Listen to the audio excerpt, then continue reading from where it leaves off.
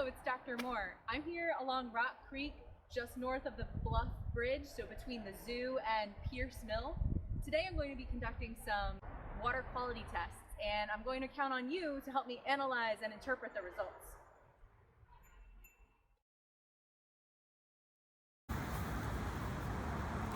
So the first test that I'm going to run is pretty straightforward. I'm going to measure the temperature of the water by holding a thermometer in the water, letting it acclimate for a minute, and then reading the results.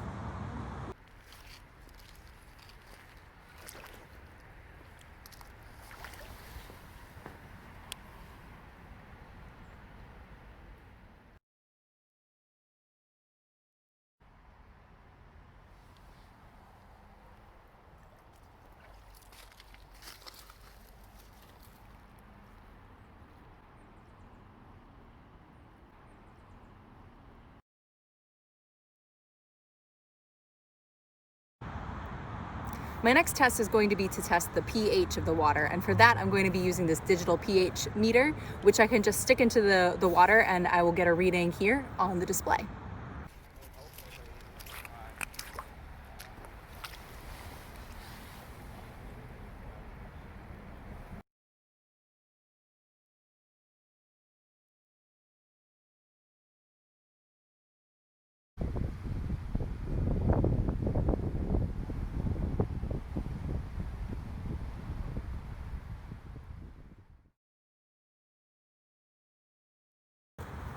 For my next three chemical tests of dissolved oxygen, nitrate levels, and phosphate levels, I'm going to be working with a sample of water, so I'm not going to be testing in the creek directly.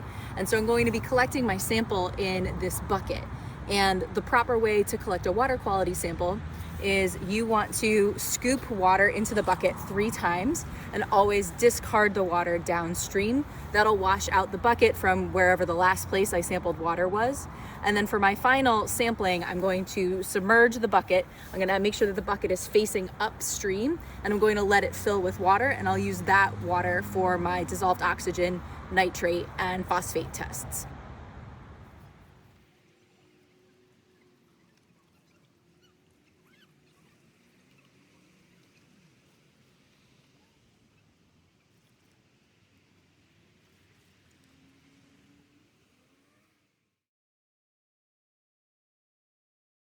So my first test is going to be a dissolved oxygen test.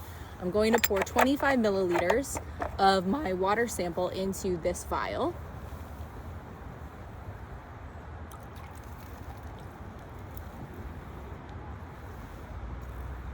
And then I'm going to crack this ampule in the vial, and it is automatically going to fill with liquid.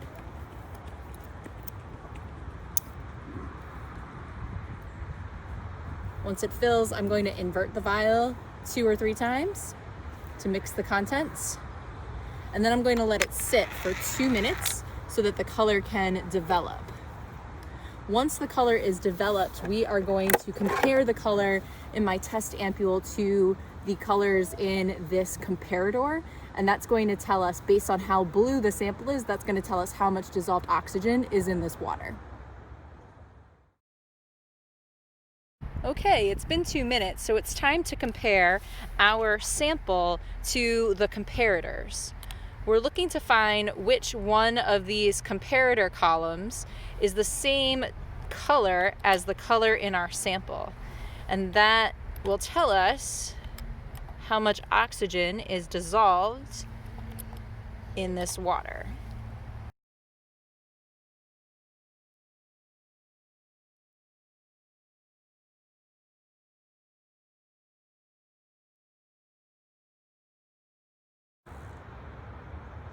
My next test is going to test the levels of nitrate in the water. Nitrate gets into water either from fertilizer runoff or from sewage or manure, or from dry deposition of nitrogen oxides or secondary pollutants that are created from nitrogen oxides in the atmosphere. To test for nitrate levels, I'm going to add 5 milliliters of water to this test tube. I'm going to add one of these nitrogen test tablets. I'm then going to have to mix the material for 2 minutes and then let it rest for 5 minutes. After those 5 minutes of rest, we're going to compare the color of the sample to this comparator in order to determine how much nitrate is in this water.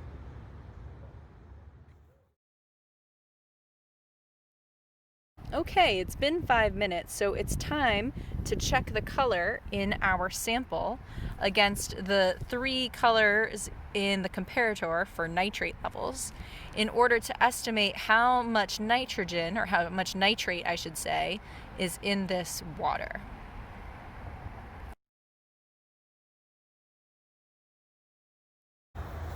My next water quality test is going to test the levels of phosphates in the water. Phosphates, like nitrates, get into the water either from fertilizer runoff or from the presence of sewage or manure in the water. The test for phosphates is very similar to the test for nitrates. I'm going to fill this test tube to the 10 milliliter mark, add 1 phosphate test tab, invert it a bunch of times in order to break up the tablet, and then let it rest for 5 minutes so the color can develop.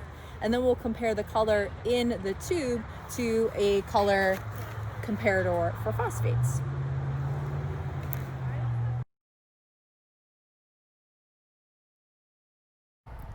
Okay, it's been 5 minutes, so it is time to check the results of our phosphate test.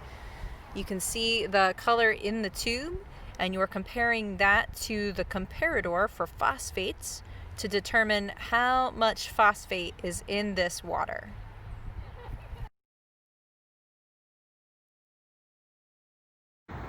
My next test is going to test for the presence of fecal coliform bacteria.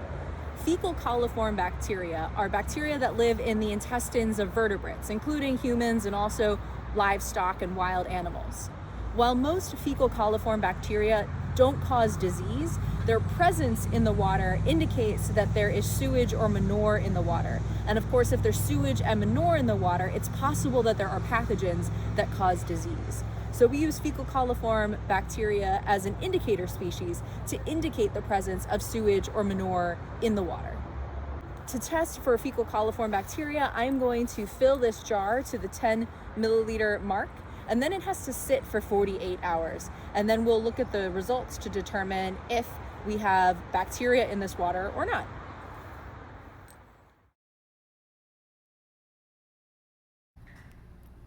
Here are the results of our fecal coliform bacteria test. You can see in the vial what we observe, and you can see on the card how we should interpret those observations.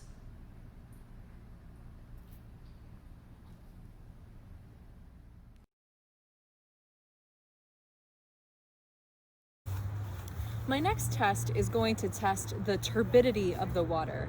Turbidity is a scientific word that means murkiness or cloudiness. So the more murky the water is, the more turbid the water is. The turbidity is usually caused by suspended soil sediments, so sand, silt, clay, that are floating in the water. Turbidity is a problem in and of itself because the sediments can clog the gills of fish and they can block light from reaching the bottom of the stream, which inhibits photosynthesis for the aquatic plants and other producers that live in the water. Plus, turbidity can indicate that there is a lot of unfiltered runoff entering the creek, because if you have functional wetlands or a lot of pervious surfaces, then the water should be filtered before it actually enters the body of water itself. To measure turbidity, we use this instrument, which is called a turbidity tube. It's basically a tube with a meter stick on the side of it, and at the very bottom of the tube, you can see there's a little black and white disc. That disc is called a Secchi disc, and we are going to use this instrument to measure how much water we need to put in this tube before we can just barely see the Secchi disc. So if we can see it nice and clear, that means we need to add more water and that the water has very low turbidity. And if we can't see it at all, that means we need to let some water out until we get to the point where we can just see the Secchi disc here at the bottom of the tube. Hello, this is Dr. Moore speaking to you from post-production. I realized one of the things that I didn't make as clear as I wanted to in my initial explanation is that once the tube is filled to the point where you can just barely make out the Secchi disc, you are going to look on the outside of the tube and measure how many centimeters of water it took to reach the point where the Secchi disc is just barely visible. If your turbidity is very high, it won't take very much water at all. And if your water is very clear, it might take meters of water before the Secchi disk is obscured.